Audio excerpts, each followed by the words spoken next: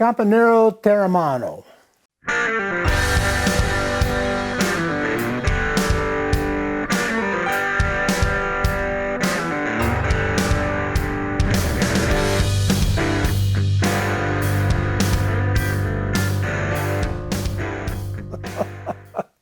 Yeah, that's my Italian.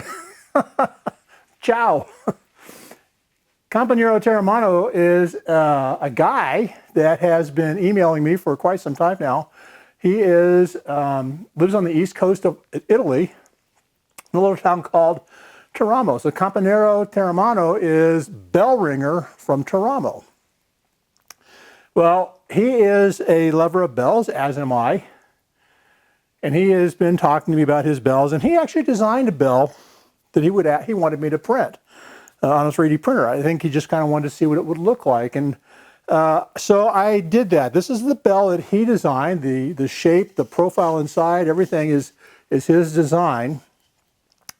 So I printed that. Well, it's been sitting on my desk now for quite a long time, months and months, and he has been very patiently waiting for me to cast it. Well, the opportunity came yesterday. I had a guy named Dave came by the house here. Dave has been watching my channel for a little while. Lives in Florida, and he was in the area, and he asked if he could come by, and I said sure. And we went ahead, and he wanted to cast something, and I asked him what he wanted to cast, and he wanted to cast a bell.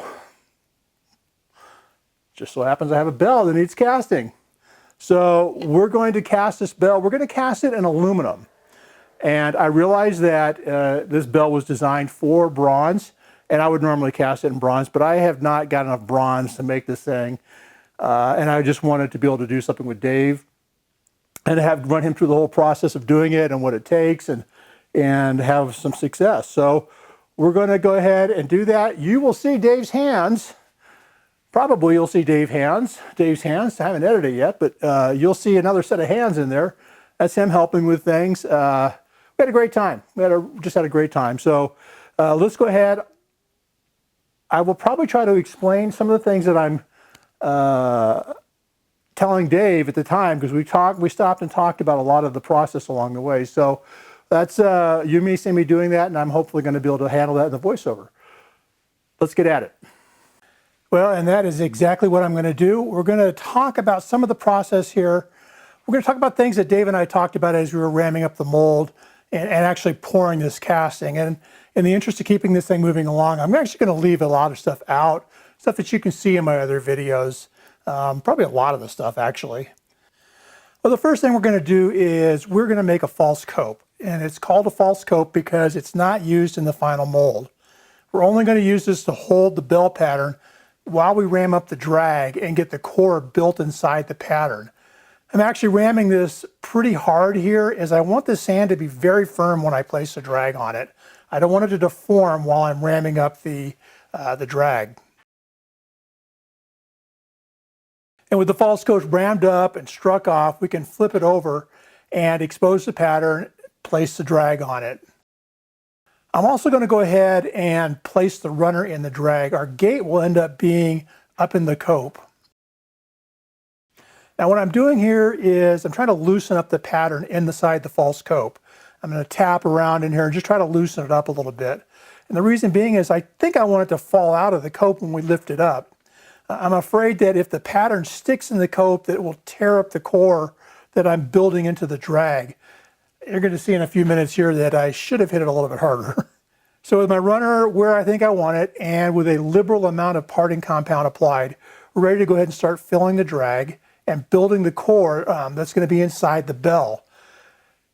And of course, just like before, I start sifting sand and I realize this is stupid. It's going to take me forever, and it's inside the bell. No one's going to see it. So we're going to move on to bulk filling. And there goes my carefully placed runner. I'm not ramming this core too terribly hard, as I want it to be able to come out of the pattern. If I ram it really tight, it's going to be really tight inside the pattern, and it's just not going to want to come out of there. Now, here's a problem. I'm out of sand.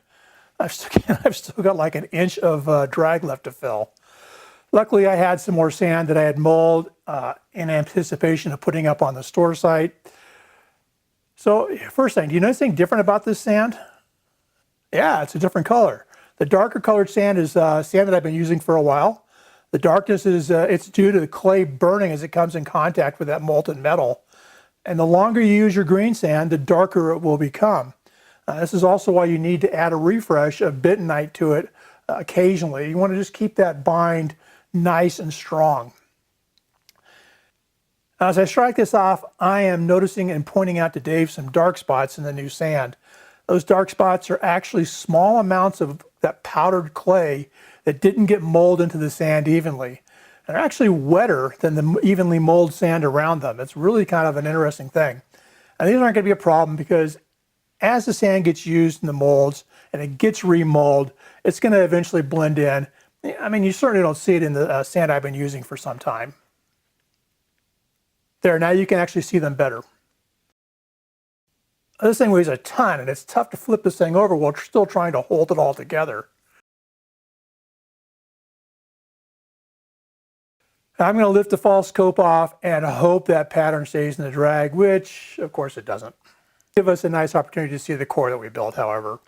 I wanted the core in the drag so the gravity wouldn't be working against me. You can imagine what it would have been like if I had tried to ram this thing up hanging from the cope. It would have been impossible.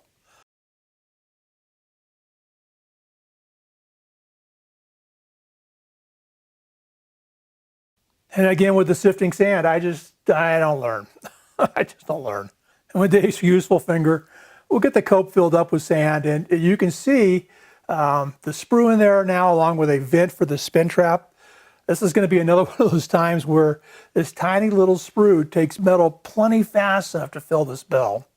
After this mold, I'm actually going to start ramming the sand before the flask is filled. Ordinarily, I would fill my flask above the top of the cope, and I would ram it deep with the peen into my ramming tool, that's the pointy end, and then I would finish compacting the sand with the butt end or the flat end of the tool. Now, Compañero has designed a nice cannon to be placed on top of this bell, but I'm not using it here, and that's because in order for me to do that, I need to build an investment plaster mold of it, and I don't have a kiln. It reminds me, actually, if you're in the Denver area and you have a kiln that I could get some time in, could you email me at the link below here? I'd love to get this cannon made so I can cast this entire bell. What I've got here is just a little knob that I printed that will allow a clapper to be hung should we want to, or somebody want to. And it gives me a nice place to put a vent on the top of the cope so that I can prevent any pressure from building up inside the top of the mold. It also acts as a really nice way for me to see how high the metal has risen.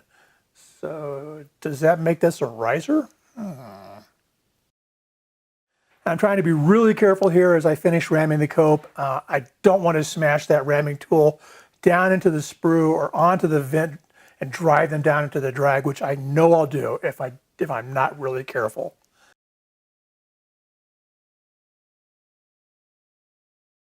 The mold is all rammed up now, vents are removed, and I'm trying to figure out exactly where I want my offset pouring basin to be. I want it close to the edge, and I want it to on the opposite side of the sprue from where I'm standing and where I'm going to be pouring from. I place it there so that I can easily look across it and I can see the metal as it leaves the crucible. I can see it entering the pouring basin, and then I can also see that I keep the sprue full while I'm filling the mold. There isn't enough sprue exposed, so I'm going to have to grab it. I hate to do this with a pair of pliers, but I was gentle. I will get the offset pouring basin cut in. Pull the patterns, and we're going to be ready to pour.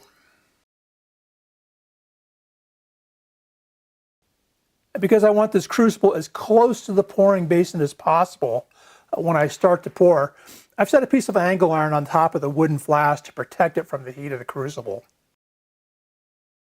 And this pour takes a long time, so I'm going to put up a timer just to see how long it's going to take.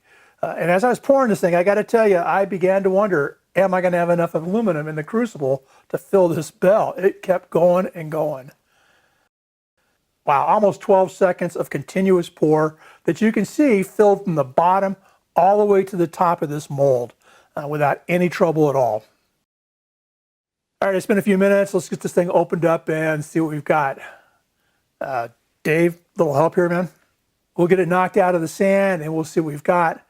A little finishing work here, and I think we're going to be all set to hear this baby ring. I'm going to stop right here for just a sec so you can see the gate. You didn't see it earlier. This is the gate that I used to get the metal into the part. I used a single gate. It was in the cope. It was right flush with the bottom of the bell, so the metal just flowed straight into the side of the bell. And once again, we filled this bell from the bottom up in a relatively turbulent free pour. Most of the time, as you look at bells being poured, metal's being dumped down the top of the bell and running down the sides of the bell and then filling up from the bottom that way. We wanted to keep that turbulence to a minimum, so we started to fill at the bottom and just let it raise up through the top of the mold.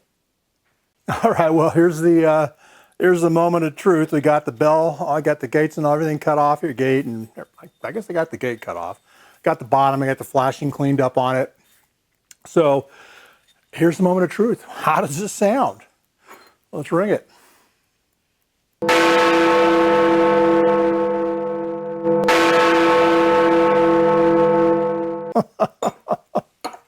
No, that was not the way it sounded. You're going to be amazed when you hear this thing. Here we go.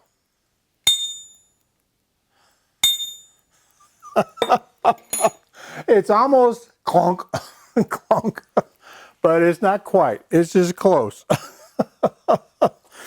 Well, in all fairness to my amiche, Compañero Terramano, this was not cast in bronze, and so I don't expect it to sound awesome. I have another aluminum bell here, which rings a lot louder and longer, but sounds horrible. They're just not a great material for making bells. At least not like this. Not like this was designed. So that's it. Hope you guys learned something. Hope you saw how fast. Man, that metal came through that little sprue like nobody's business. It was crazy how fast that ran. And it just kept pouring. Unbelievable. I didn't think I was going to have enough metal. That's the end of it. You guys be a blessing to somebody. Do something nice for somebody. I can't tell you how many people have been just so cool to me lately. I have had more people. Someday I'm going to do a video just on all the coolness that people have done, things that people have done for me.